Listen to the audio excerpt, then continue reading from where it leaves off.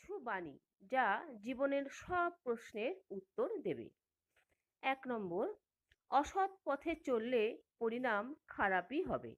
2 নম্বর, রাগ মানুষের থেকে সব কেড়েই নেয়, কিছু দেয় না।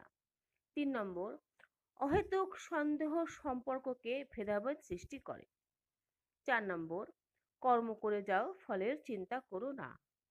5 নম্বর, যার নিজের মনের উপর নিয়ন্ত্রণ নেই তার মনই তার জন্য সবচেয়ে বড় শত্রু।